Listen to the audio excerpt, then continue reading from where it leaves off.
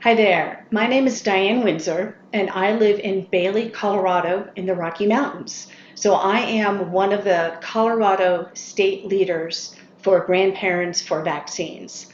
I am the mother of 3 adult children and the grandmother of 2 kind and brilliant little girls. My kids were born in the 90s. My oldest was born in 1990, my youngest in 98, and then I have a daughter right in the middle who was born in 94. The other 2 are boys. In the 90s, I found a pediatrician that I trusted, and I followed their advice and the current CDC guidelines.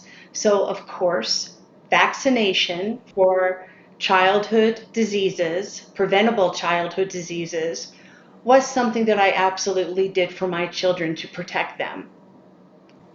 In 2018, about a month after my youngest son turned 20, he was diagnosed with acute lymphoblastic leukemia, or ALL. It was B-cell leukemia, so it affected his B cells, not his T cells.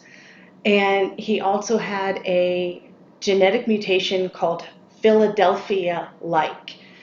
And because of that mutation and his age, and also because of the very, very high number of white blood cells that were found in his, when they did a blood test in his blood, he was placed in a very high risk category.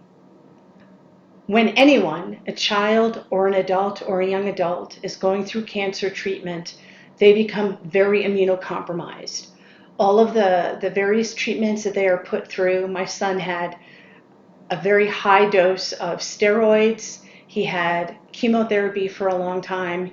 He had full body radiation, 2 bone marrow transplants, also called stem cell transplants, and CAR T cell therapy, which is really a very, very amazing type of immunotherapy where his own T cells are trained to attack his cancer-ridden B cells.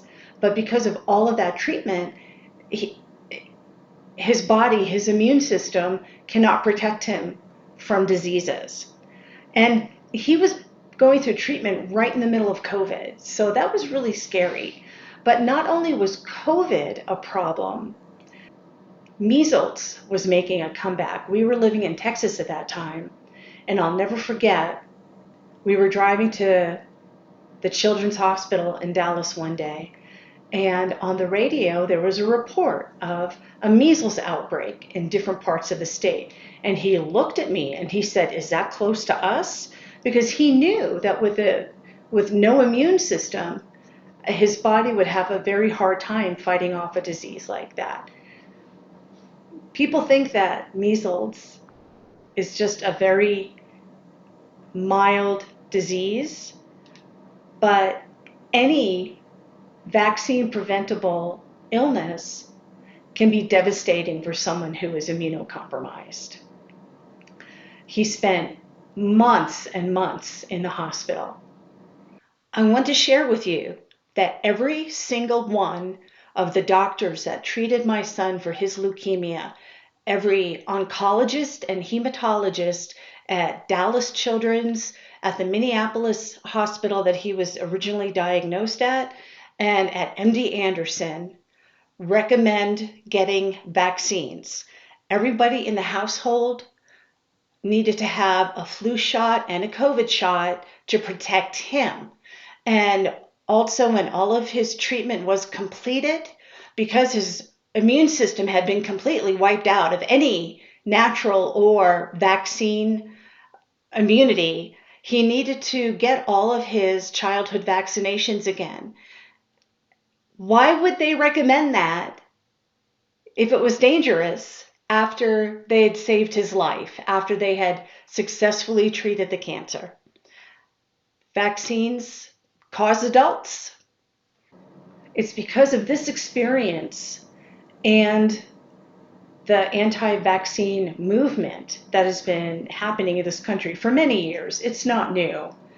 I just think that it's really surging now because of social media and lots of different factors. But because of this experience that I shared with my youngest son, I went ahead and I wrote the book Stuck.